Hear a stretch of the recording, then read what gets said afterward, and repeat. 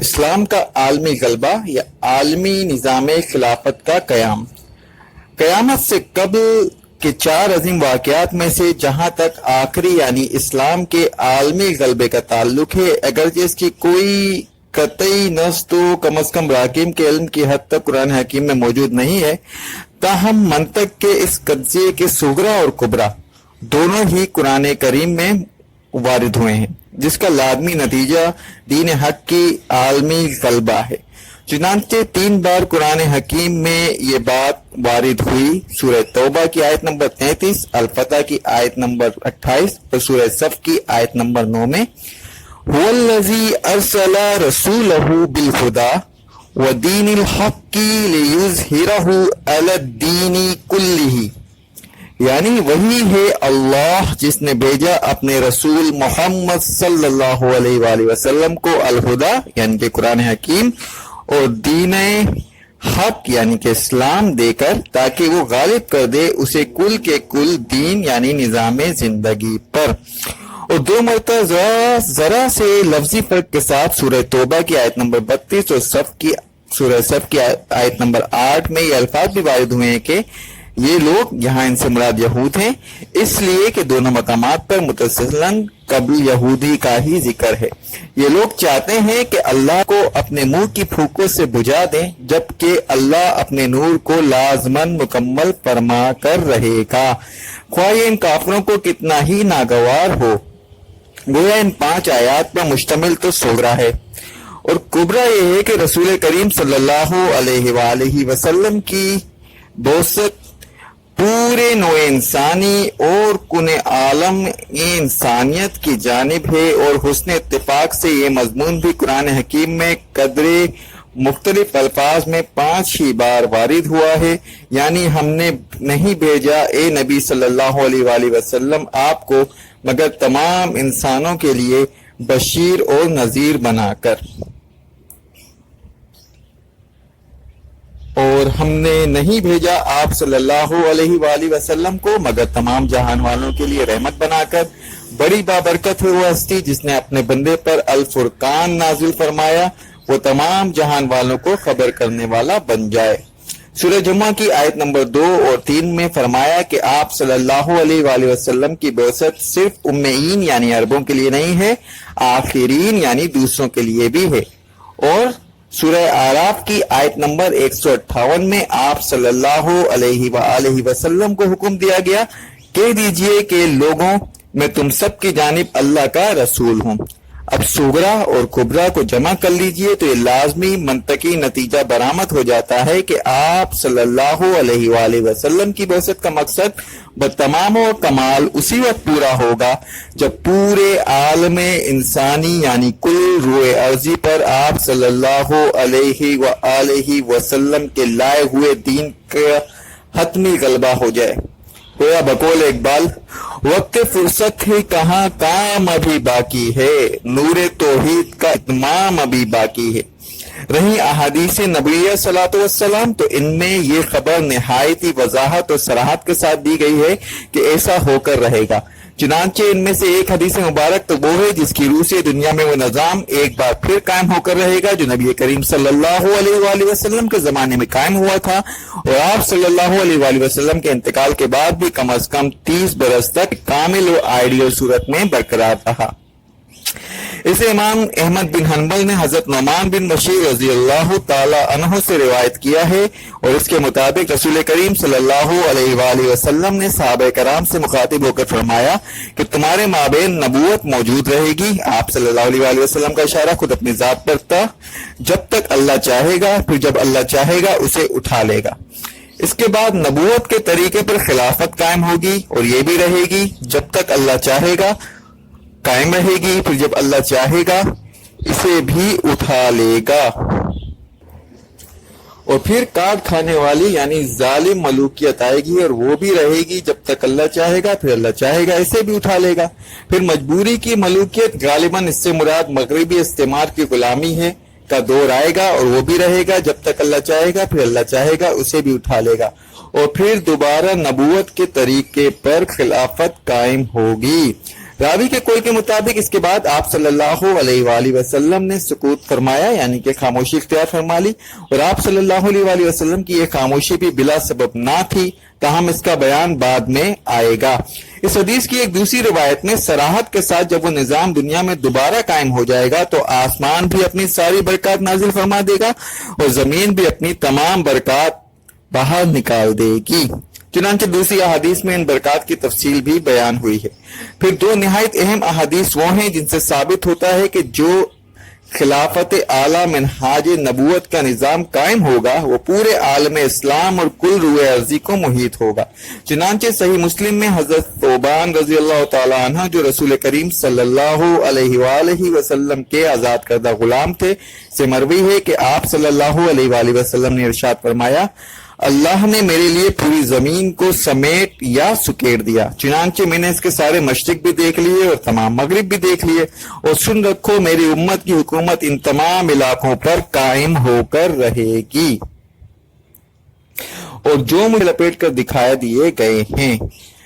اچھا جی، مسند احمد حنبل میں حضرت مقداد بن الاسود سے روایت ہے کہ رسول کریم صلی اللہ علیہ وآلہ وسلم نے فرمایا کہ کل روئے ارضی پر نہ کوئی اینٹ گارے کا بنا ہوا گھر باقی رہے گا، نہ اونٹوں کے بالوں کا کمبل سے بنا ہوا خیمہ جس میں اللہ تعالیٰ اسلام کو داخل نہ کر دے، خواہ کسی عزت کے مستحق کے اعزاز کے ساتھ، خواہ کسی مغلوب کی مغلوبیت کے ذریعے، یعنی یا تو اللہ انہیں عزت دے گا اور اہل اسلام میں شامل کر دے گا یا انہیں مغلوب کر دے گا، چنانچہ وہ اسلام کی بالادستی قبول کر لیں گے۔ حضرت مقداد رضی اللہ تعالیٰ عنہ فرماتے ہیں کہ اس پر میں نے اپنے دل میں کہا تب وہ بات پوری ہوگی جو سورہ انفال کی آیت نمبر 39 میں وارد ہوئی ہے کہ دین کل کا کل اللہ ہی کے لیے ہو جائے۔ الغرض قیامت تو دنیا کے خاتمے سے قبل روئے ارضی پر دور سعادت یعنی آ کر رہے گا، جس میں اللہ ایمان اور عمل صالح کی شرائط پورے کرنے والے مسلمانوں کو لازماً زمین کی خلافت اسی طرح عطا فرمائے گا جس طرح اس سے پہلے لوگوں کو مثلا حضرت داؤد علیہ السلام، حضرت سلیمان علیہ السلام کو عطا کی تھی، اور ان کے لیے اس کے دین کو زمین میں لازماً تمکن عطا فرمائے گا جسے اس نے ان کے لیے پسند فرمایا ہے، اور ان کی خوف زدگی کی قیمت کو لازماً امن و سکون کی حالت سے تبدیل کر دے گا۔ چنانچہ اس کی جھلک دیکھ لی تھی عہد حاضر کے وزنری، عبقری اور نابغہ انسان علامہ اقبال کی نگاہ تیز نے جب انہوں نے کہا تھا، آسماں ہوگا سحر کے نور سے آئینہ پوش، اور ظلمت رات کی سیما پا ہو جائے گی، پھر دلوں کو یاد آئے گا پیغام سجود، پھر جمی خاک حرم سے آشنا ہو جائے گی، آنکھ جو کچھ دیکھتی ہے لب پہ آ سکتا نہیں، محو حیرت ہوں کہ دنیا کیا سے کیا ہو جائے گی، شب گریزاں ہوگی آخر جلوہ خورشید سے، یہ چمن معمور ہوگا نغمہ توحید سے انشاءاللہ۔ اور اس میں بھی ہرگز کوئی تعجب کی بات نہیں کہ اس دور سعادت کی نوید ہندو دھرم کی کتابوں میں بھی موجود ہے، اس لیے کہ جیسا اس سے قبل عرض کیا جا چکا ہے کہ دنیا کے تمام مذاہب اسلام ہی کی بدلی اور بگڑی ہوئی صورتیں ہیں، اور ان سب میں مشق انوار کا کچھ نہ کچھ حصہ موجود اور برقرار ہے۔ چنانچہ پنڈی شری رام آچاریہ اپنی تحریر شائع شدہ اکھنڈ جیوتی بابت مارچ 1981 میں لکھتے ہیں کہ ایسے ثبوت موجود ہیں کہ یگ بدلنے کا وقت آ گیا ہے، کل یگ جسے حرف عام میں کل یگ بھی کہہ دیا جاتا ہے اب ودا ہو رہا ہے، اور اس کی جگہ پر ایسا دور آ رہا ہے جسے ستیگ یعنی سچا زمانہ یا برحق زمانہ کہا جا سکے۔ منو سمرتی لنک پر ان اور بھاگوت میں دیے گئے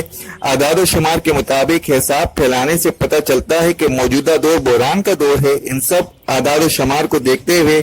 وہ وقت ٹھیک انہی دنوں میں ہے جس میں یگ بدلنا چاہتا ہے، یعنی کہ 1980 سے 2000 یا اس سے تھوڑا آگے۔ بحوالہ اگر اب بھی نہ جاگے تو تالیف مولانا شمس الدین نوید عثمانی، شائع کردہ روشنی پبلشر ہاؤس، بازار نصر اللہ خان، رامپور، یو پی، بھارت۔ تو اس وقت اس عمل سے تو بحث نہیں کہ پنڈت جی کا حساب کتاب صحیح ہے یا نہیں، لیکن اس میں بھی ہرگز کوئی شک نہیں کہ دور سعادت کی یہ خوشخبری، یہ نوید قرآن حکیم کے اشارے اور رسول کریم صلی اللہ علیہ وآلہ وسلم کی احادیث مبارکہ کی تصریحات کے عین مطابق ہے۔ اس پر مزید اضافہ فرما لیجئے کہ حضرت مسیح علیہ السلام کی آمد ثانی جو عیسائیوں کے جملہ فرقوں کا متفق علیہ عقیدہ ہے، زمین پر آسمانی بادشاہت اور خدائی عدالت کے قیام ہی کے لیے ہوگی، گویا متفق گریدرائے بو علی بارے امن کے مذاق اسلام کے نظام عدل و قسط یعنی کہ خلافت علی المنہاج النبوت کا عالمی سطح پر قیام اپنوں اور بیگانوں سب کے نزدیک مسلم ہے اور گویا تقدیر مبرم کی حیثیت رکھتا ہے۔ اس موقع پر اس امر کا تذکرہ بھی یقیناً مفید ہوگا کہ اپنی معرکۃ الآراء تصنیف آئیڈیالوجی آف دا فیوچر میں علامہ اقبال کے نظریہ خودی کی خالص فلسفیانہ سطح پر مدلل ترین اور مضبوط ترین تشریح کرنے والے ڈاکٹر محمد رفیع الدین مرحوم نے قیامت سے قبل اسلام کے نظام عدل و قسط کی عالمی سطح پر قیام کو نظریہ ارتقاء کا لازمی اور منطقی نتیجہ قرار دیا ہے۔ ان کے نزدیک ارتقاء کی پہلی منزل خالص کیمیائی اور طبیعتی ارتقاء کی تھی، جس کے نتیجے میں سادہ کیمیاوی اور عناصر نے ان پیچیدہ حیاتیاتی مرکبات کی صورت اختیار کر لی جن میں حیات کا ظہور ممکن ہوا۔ اس کے بعد حیاتیاتی ارتقاء کا عمل شروع ہوا جو حضرت آدم علیہ السلام کی تخلیق پر اپنے مرتبہ کمال کو پہنچا۔ پھر ذہنی اور نفسیاتی ارتقاء کا سفر شروع ہوا جو حضرت ابراہیم علیہ السلام کی ذات میں اپنے نقطۂ عروج کو پہنچ گیا۔ پھر سماجی اور تمدنی ارتقاء کا آغاز ہوا جو نبی کریم صلی اللہ علیہ وآلہ وسلم کی ذات مبارکہ اور آپ صلی اللہ علیہ وآلہ وسلم پر دین حق کی تکمیل اور سماجی و تمدنی عدل و قسط کے نظام کے بالفعل قیام پر اپنے منتہائے کمال کو پہنچ گیا۔ اب ارتقاء کے اس طویل سفر کا صرف ایک ہی معاملہ باقی ہے، وہ ہے اس نظام کو عالمی سطح پر قیام کا۔ اس کے بعد چونکہ موجودہ تخلیق جن اصولوں، قواعد و حدود و قیود کے ساتھ ہوئی ہے ان میں ارتقاء کا کوئی جہت و سمت ممکن نہیں، لہذا اس کی بساط لپیٹ دی جائے گی اور اسی کا نام قیامت ہے۔ گویا قیامت سب رسول کریم صلی اللہ علیہ وآلہ وسلم پر کامل ہونے والے دین کا حق پورے عالم انسانی اور کل روئے ارضی پر غلبہ سفر ارتقاء کی وہ آخری اور لازمی منزل ہے جس کی جانب وہ کاروان انسانیت کشاں روا ہے، جس کے بارے میں علامہ اقبال نے بجا دور پر کہا تھا: یا زنور مصطفیٰ او را بحاس یا ہنوز اندر تلاش مصطفیٰ ست۔ البتہ ایک اور خبر جو بعض دوسری احادیث میں وارد ہوئی ہے کہ ہر کمال راز والے کے مطابق اس دور سعادت کے بعد بھی ایک ایسا دور آئے گا جس میں پوری دنیا پر ایک انسان بھی اللہ اللہ کہنے والا باقی نہیں رہے گا اور دنیا میں صرف بدترین خلائق ہی رہ جائیں گی۔ چنانچہ قیامت انہی پر قائم ہوگی۔ یہ غالباً اس لیے ہوگا کہ صاحب ایمان اور نیک بندوں کو قیامت کی ہولناکیوں اور سختیوں سے بچا لیا جائے۔ صحیح مسلم ہی سے حضرت عائشہ امی عائشہ رضی اللہ تعالی عنہا اور حضرت عبداللہ بن عمر سے اس مضمون کی احادیث مروی ہیں کہ جب خلافت علی المنہاج النبوت کا وہ دور سعادت جتنا عرصہ اللہ چاہے گا قائم رہ چکے گا تو دفتن ایک پاک اور ٹھنڈی ہوا ایسی چلے گی جس سے ہر وہ شخص موت کی نیند سو جائے گا جس کے دل میں رائی کے دانے کے برابر بھی ایمان ہوگا۔ چنانچہ اس کے بعد دنیا میں صرف بے ایمان اور بدکار لوگ ہی رہ جائیں گے اور وہی جہنم کے اخروی عذاب سے قبل ہولناک زلزلہ قیامت کی سختیاں بھی جھیلیں گے۔ اور یہی سبب معلوم ہوتا ہے کہ سکوت و توقف کا جو حضرت نعمان بن بشیر رضی اللہ تعالیٰ عنہ کی روایت کے مطابق رسول کریم صلی اللہ علیہ وآلہ وسلم دوسری بار خلافت علی المنہاج نبوت کے قیام کی نوید کے بعد اختیار فرمایا تھا، یعنی اس دور سعادت کے تذکرے کے بعد آپ صلی اللہ علیہ وآلہ وسلم نے اس دور نحوست کا ذکر مناسب نہیں خیال فرمایا، واللہ عالم بالصواب۔ اب جہاں تک ان عظیم حوادث و واقعات کا تعلق ہے جو اسلام کے عالمی غلبے سے قبل پیش آنے والے ہیں، یعنی ایک عظیم نہایتی ہولناک اور تباہ کن جنگ، دجال کا خروج، حضرت عیسیٰ علیہ السلام کا نزول اور ان کے ہاتھوں دجال کا قتل اور یہودیوں کے استحصال جن کا ذکر پہلے کیا جا چکا ہے، اور ان کے علاوہ بلکہ انہی کے ذیل میں یاجوج و ماجوج کا سیلاب، بیت مہندی، دعوت الارض کا ظہور، وغیرہ۔ تو واقعہ یہ ہے کہ جدید تعلیم یافتہ مسلمانوں کی اکثریت کا ذکر بھی پسند نہیں کرتی۔ رہے علماء دین تو ظاہر ہے کہ ان میں سے کسی کے لیے ان کا انکار تو ممکن نہیں ہے، تاہم ماضی قریب کے بعض نامور علماء اور مفسرین بھی ان کے بارے میں کم از کم تذبذب اور مذبذب اور مردد رائے ضرور ہے، اور موجودہ علماء میں سے بھی بعض ان سے عقلی اور سائنسی توجیہ یا استعارتی تعویل کی جانب رجحان رکھتے ہیں۔ اس صورتحال کے بعض اسباب تو عمومی ہیں اور بعض خصوصی ہیں۔ عمومی اسباب چند یہ ہیں: اگرچہ خالص سائنس کی دنیا میں تو نیوٹن کی طبیعت کا دور ختم ہو چکا ہے، لیکن عوامی سطح پر یورپ اور امریکہ تک میں تاحال اسی کے جامع نظریات اور تصورات کا سکہ رواں ہے، لہذا عالمی طبعی قوانین کے مطابق کسی بات کو تسلیم کرنے کے لیے ذہن بالعموم تیار نہیں۔ گزشتہ سال مرکزی انجمن خدام القرآن لاہور نے اپنے سالانہ مظاہرات قرآنی کے لیے انگلستان کے نو مسلم اسکالر جناب عبدالحکیم کو دعوت دی تھی، جو حکمت تبلیغ کے تحت مغرب میں اپنا سابق نام گائے 18 ہی استعمال کرتے ہیں، اور انہوں نے اپنے خطبے میں اس بات کی گواہی دی کہ یورپ اور امریکہ کے اکثر تاحال ذہنی اعتبار سے نیوٹن فزکس ہی کے دور میں جی رہے ہیں۔ نمبر 2، عالمی طور پر خیال کیا جاتا ہے کہ اس قسم کی باتوں پر توجہ سے جذبہ عمل کمزور ہو جاتا ہے اور ذہنی اور نفسانی طور پر لوگ کسی مرد از غیب کے بارے میں انتظار کی کیفیت میں مبتلا ہو جاتے ہیں، اور یہ بات خام اور نیم پختہ اذہان کے اعتبار سے درست بھی ہے۔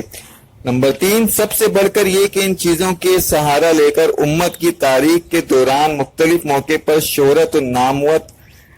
نام و نمود کے خواہاں حوصلہ مند لوگ مختلف دعوے کر کے عوام کے دین و ایمان کے لیے فتنے کا سامان فراہم کر دیتے ہیں، اور کون کہہ سکتا ہے کہ تاریخی اعتبار پر یہ بات درست نہیں۔ وہ دو خصوصی اسباب جن کا تعلق ان دو فتنوں میں سے ہے، گزشتہ صدی کے اواخر میں سائنسی عقلیت کے دور کے آغاز کے ساتھ ہی پیدا ہو گئے اور تاحال پروان چڑھ رہے ہیں، یعنی فتنہ قادیانیت اور فتنہ استخفاف و انکار حدیث۔ ان میں سے مؤخر ذکر نے جدید تعلیم یافتہ لوگوں کی اکثریت کے ذہنوں میں حدیث نبوی صلی اللہ علیہ وآلہ وسلم کی وقت و اہمیت کو کم کر دیا ہے، چنانچہ جن لوگوں کے اذہان اس فتنے سے زیادہ معصوم ہیں وہ حدیث نبوی صلی اللہ علیہ وآلہ وسلم کی جہیت کا صریح انکار کر دیتے ہیں، باقی بھی عملاً اس کی جانب غض بصر اور صرف نظر کی روش اختیار کیے ہوئے ہیں۔ رہا مقدم الذکر فتنہ، تو اس کے بانی اور مؤسس نے تو اس سے بھی آگے بڑھ کر یہ غضب ڈایا کہ نہ صرف خود مجدد اور مہدی ہونے کا دعویٰ کیا، بلکہ آنے والے سے مسیح ناصری مقصود ہے، یا مجدد جس میں ہو فرزند مریم کی صفات کی بحث چھیڑ کر، اور پھر خود ہی کو مسیح علیہ السلام اور مسیح موعود قرار دے کر نزول مسیح کا باب ہی بند کر دیا، جس کے لیے رفع مسیح کا انکار بھی لامحالہ ضروری تھا۔ لیکن اس حقیقت سے قطع نظر کہ ان واقعات و حوادث کے سلسلے کی پہلی کڑی، یعنی ایسی ہولناک اور تباہ کن جنگ جس کا میدان مشرق وسطیٰ کے عرب ممالک بنیں گے، اب بالکل نوشتہ دیوار کے مانند سامنے ہے، اور ساتھ ہی اس حقیقت کو تسلیم کرتے ہوئے کہ جہاں تک ان واقعات و حوادث کی ان تفاصیل کا تعلق ہے جو احادیث میں وارد ہو چکی ہیں، ان میں یقیناً استعاراتی زبان بھی استعمال ہوئی ہے، اس لیے کہ اب سے 1400 سال قبل ان کی صلاح جنگ و ذرائع رسل و وسائل کا بیان اسی طور پر ممکن تھا، اور مختلف راویوں کی روایت میں لفظی فرق اور زمانی ترتیب کا گڈمڈ ہو جانا بھی عین قرینِ قیاس ہے۔ جہاں تک ان کے مجموعی خاکے کا تعلق ہے، راکم اپنے مطالعہ اور فہم قرآن کی بنا پر پورے انشراح صدر کے ساتھ کہہ سکتا ہے کہ وہ قرآن کے فلسفہ حکمت کے ساتھ پوری طرح ہم آہنگ اور بالخصوص قرآن کے اس قانون عذاب کے عین مطابق ہے جو ہم پہلے عرض کر چکے ہیں۔